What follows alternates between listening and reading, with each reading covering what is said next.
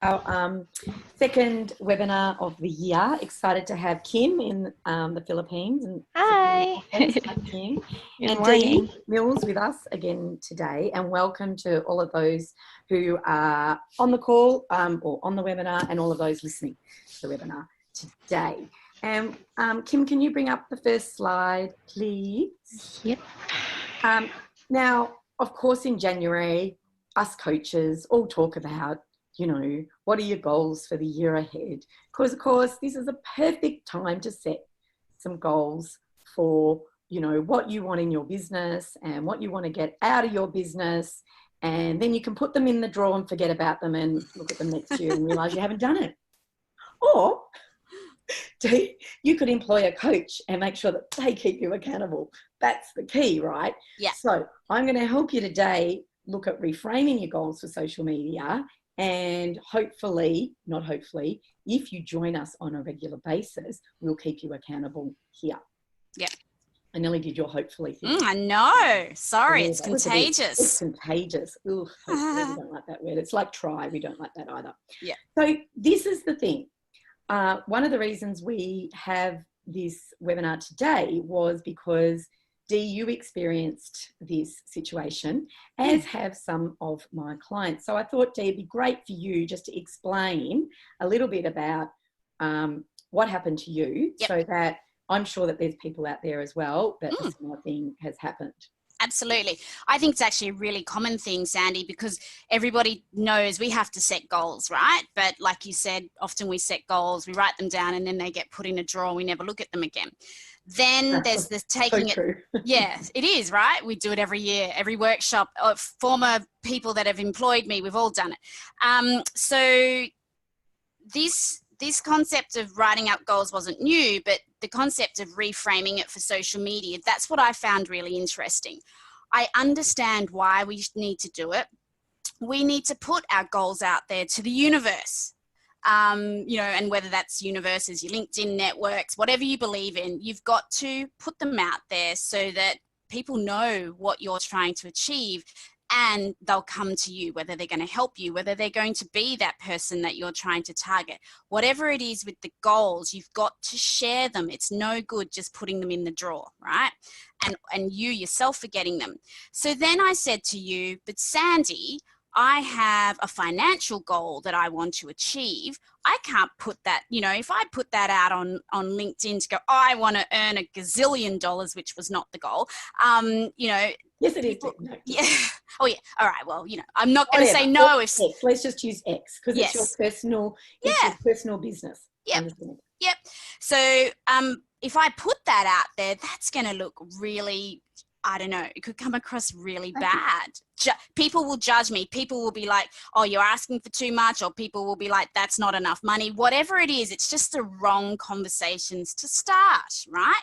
But that is my ultimate goal. So I found it super interesting how you then helped me to reframe my goals. And that's not my only one, obviously. And that's when I went, well, I know I'm not the only one who has this issue. Yeah. So how did you reframe it?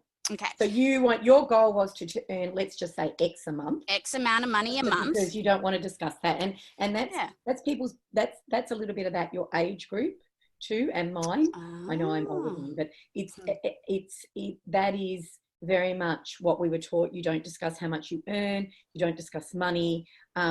New generation, millennials and below, that is not an issue for them. Yep. However, a lot of our peeps are not millennials, so they may have that same issue, right? So you want to earn X. How did you flip it? Okay, so I then I broke it down and I went, well, for me to earn X, I need to help 5 business owners or businesses a month to grow their business through outsourcing ethically and responsibly. Right. So if I'm helping... A lot of people would go blah, blah, blah, blah, blah. Yeah. What does that mean? So let's chunk it down again. See how your polite or your politeness or your words around that. So what does that mean? So you're explaining this to my mother-in-law, right? and she has no idea what ethically outsourcing means. Yes. Yep. So what are you going to say? I need to empower 5 businesses to grow their business. To grow their business by, so what do you want me to chunk down? Say that again. With having a Kim. Oh yeah, by getting a VA. Yeah. Is that what you're saying? And what's a VA? Because again, my mother-in-law would be saying to you, yes, what the hell is a VA? It's a VA. Yeah, it's a virtual. Let's reframe it again. So I would like to empower 5 businesses a month to grow by getting a virtual admin assistant to, is that the next thing? Yeah. Yeah, to help grow them. Their business. Yeah, to help make them grow more money. Yeah. Whatever it is. But can you see the difference between, and even what did you use in the middle there, a virtual assistant? Yes. It might be to have, to add to their team of people. Yep. Right? Because again, virtual assistant is a fairly new word concept. Yep. If you never had, if you were not online, you might not know what that is. Yep. So I think the key here, and I'm not nitpicking on you, Dee, what I want to demonstrate is in your world, these words are really common. But if we're looking at who we're talking to and to our target market, they may not have it because they don't know about it yet. Yes. It's not that they won't have a Kim in the Cebu office who just does everything that you ask her to do and does all your social media and does all your stuff for you. Mind you, can you tell Kim's my VA, so I love her dearly, right? Right, and does all the stuff that I don't want to do in my business. Yeah.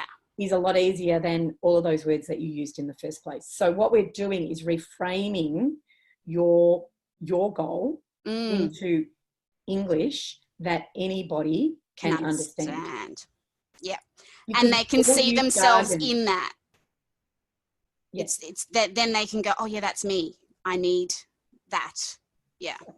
And we all use jargon. So when, you worked in the travel industry too, as I did, we used words like FOC, FIT, and then CBC. I even hear, people for sales. There's a whole lot of jargon for sales now, which I just go, people, call it what it is. Yeah. And this is the biggest problem. When you start going into jargon, you are cutting out a massive audience for your business. Because when you talk jargon, people don't want to say, what's a VA? Because they think they'll look stupid. Yeah. So they just keep going and they don't get your message. So with a goal, it doesn't have to necessarily be short and sweet and 2 sentences long. No. In fact, your goal should always, it's a SMART goal, right? It should be specific, it should be measurable. So you might say, I want to empower 5 businesses to have staff offline, or like my staff internationally, or staff not remote in their offices, right? By the 30th of April 2020 or before. Yeah. Because that's the other thing people always forget. They forget to say when do I need this goal done by? Yeah. Yes. Yep. So it's okay to say in 2020 I want these things. Or you can say in 2020 or by the end of 2020 I want these things. Yeah. Or before the 30th of June 2020 I want these things. But it's all about being really specific. And this is the thing, when you're on social media a lot, and if we could go to the next slide, because I'd like to give a demonstration of one of my clients, Karen. So here's Karen Ferris, right? It's a wrap, my last video for 2019.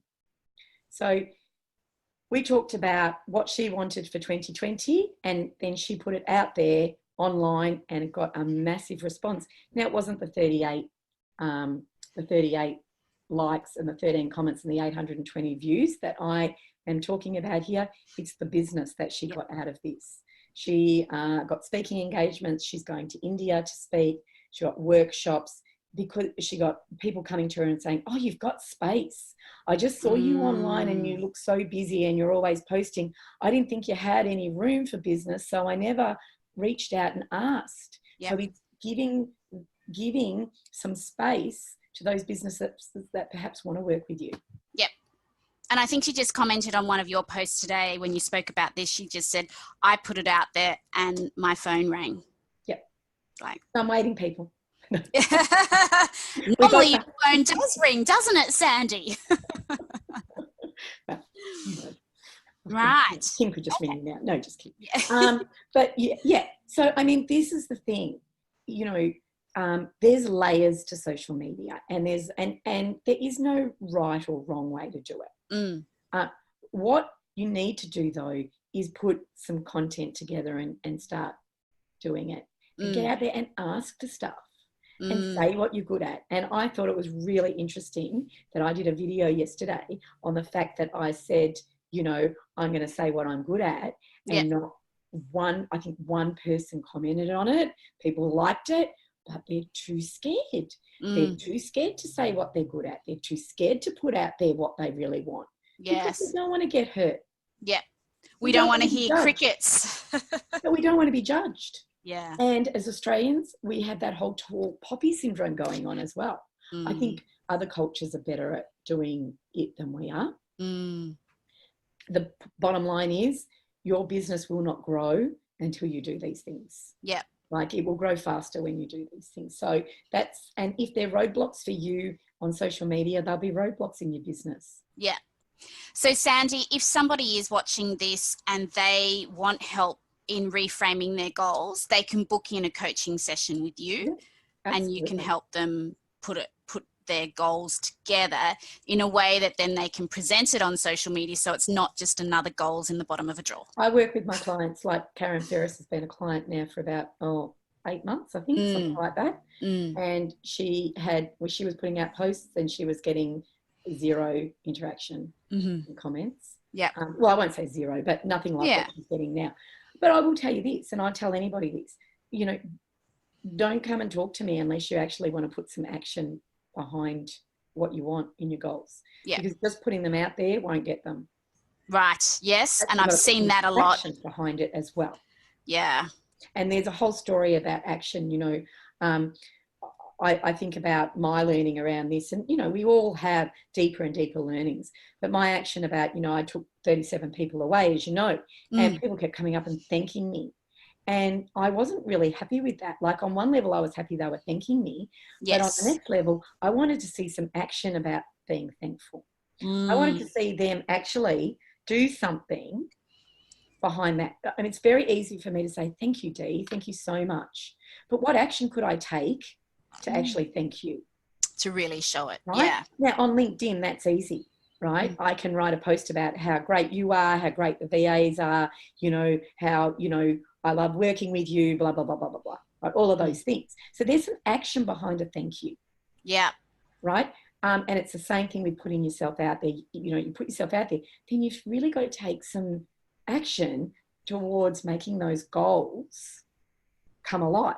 If you put that post out there, say if Karen put that post out there and then didn't answer one person or you know talk to those people, then that post wouldn't have done as well. And she wouldn't have got the results that she's got. So there's always got to be, yes, the first thing, but the second thing's got to be action. Yep. Yes. Yep. Cool. So what time oh my goodness, we've got 1 minute. So Dee, talking about action, why don't you explain a little bit about our third slide and our online training around LinkedIn, because it's a great thing to do for 2020, and it's cheaper than having premium, and I don't have premium. So you could always cancel your premium and jump in and do our online program and get some really good results. Yes. So our online program is about how to use LinkedIn to achieve your goals. So whatever your goal is on LinkedIn, the program has lots of little modules that you can pick and choose to do, so you don't have to follow it in the order we've put it in, because you may know stuff. You've got, right? Fill the gaps that you're not aware of, and that's what I really like about it as well. And this was all put together because Sandy and I have been working LinkedIn to achieve our goals on LinkedIn now for many years. And we get asked all the time, how do we do it? So we're like, do you know what? Instead of obviously repeating, we're putting it all together in an online program, and you can you can learn from our knowledge. Really? Yeah. So even if you've never used LinkedIn, you could start. couldn't you? Yep. And even if you're an expert in LinkedIn, you could, and I don't believe there's anything called an expert in LinkedIn, but there's always new ways of using it. And we interview lots of different people around their experiences. Their experience too. So Yep. fantastic. Thanks, guys. Have a nice, great week. Concise little webinar, this one. Yes, we've kept to 15 minutes, which is very unlike you and me, Dee. maybe that's our new motto for 20. Our new goal. Yes. Oh, and here's my phone ringing. I knew someone was going to ring. I knew it. All right. Thanks, Have a great week, everyone. Bye. Bye. Thank you.